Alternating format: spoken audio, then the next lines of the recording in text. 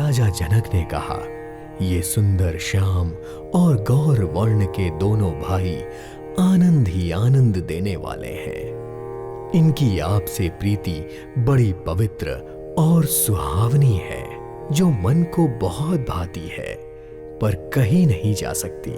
जनक जी आनंदित होकर कहते हैं, हे नाथ सुनिए, ब्रह्मा और विष्णु जी की तरह इनमें भी स्वाभाविक प्रेम है।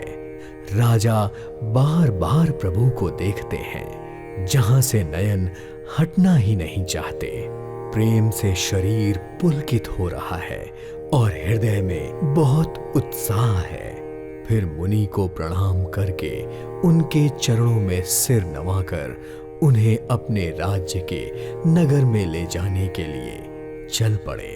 सुंदर महल जो सभी ऋतुओं में सुखदायक था, वहां राजा ने उन्हें लाकर ठहराया। उसके बाद सभी प्रकार से पूजा और सेवा करके राजा ने उनसे विदा मांगी और अपने घर गए।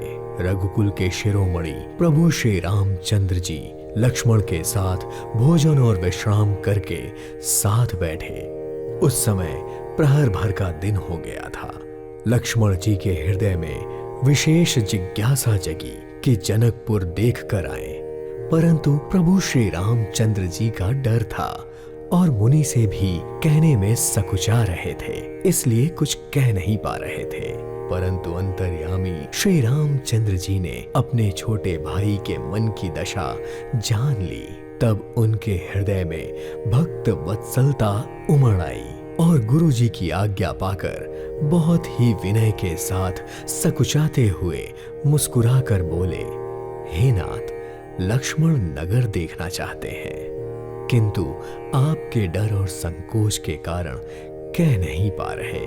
यदि आपकी आज्ञा हो तो मैं इनको नगर दिखाकर तुरंत ही वापस ले आऊं। यह सुनकर मुनिवर विश्वामित्र जी ने प्रेम सहित वचन कहे, हे राम, तुम नीति की सेवा करने वाले हो, धर्म की मर्यादा का पालन करने वाले और प्रेम के वशीभूत होकर सबको सुख देने वाले हो। जाओ, सुख के निधान दोनों भाई नगर को देख आओ।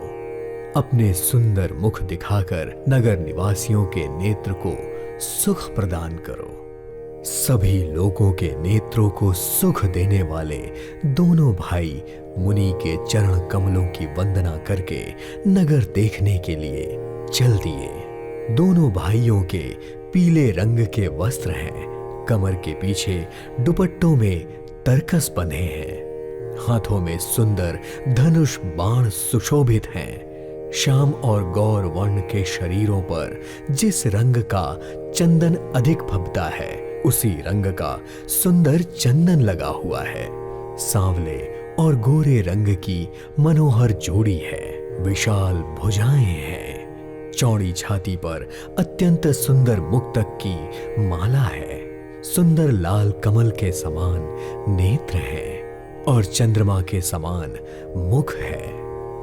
कानों में सोने के कर्णफूल अत्यंत शोभा दे रहे हैं और जो देखने वालों के चित्त को जैसे चुरा लेते हैं। उनकी दृष्टि बहुत ही सुंदर है और भवें तिरछी एवं सुंदर है।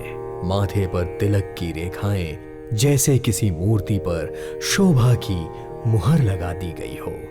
काले और घुंघराले बाल हैं। दोनों भाई एड़ी से चोटी तक सुंदर हैं। जब नगरवासियों ने यह समाचार पाया कि दोनों राजकुमार नगर देखने के लिए निकले हैं, तो ये समाचार पाते ही सभी सारा काम काज छोड़कर ऐसे दौड़े जैसे दरिद्री धन का खजाना लूटने के लिए दौड़ता हो।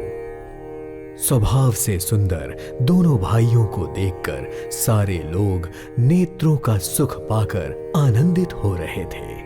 युवती स्त्रियां घर के झरोखों से प्रेम सहित श्री रामचंद्र जी के रूप को देख रही थीं। वे आपस में बड़े प्रेम से बातें कर रही थीं। सखी, इन्होंने करोड़ों काम देवताओं की छवि को जीत लिया है। देवता, मनुष्य असुर, नाग और मुनियों में भी ऐसी शोभा तो कहीं सुनने में भी नहीं आती। भगवान विष्णु की 4 भुजाएं हैं, ब्रह्मा जी के 4 मुख हैं, शिव जी का विकट वेश है। पर हे सखी, ऐसा कोई दूसरा देवता भी नहीं है जिसके साथ इस छवि की उपमा दी जाए। इनकी किशोर अवस्था है, ये सुंदरता के धाम हैं, सांवले और गोरे रंग के ये सुख के भंडार हैं। इनके प्रत्येक अंग पर करोड़ों अरबों काम देवताओं को न्यौछावर कर देना चाहिए। ऐसा कौन शरीरधारी होगा जो इस रूप को देखकर मोहित ना हो जाए। हे सखी सुनो, ये दोनों राजकुमार महाराज दशरथ के पुत्र हैं।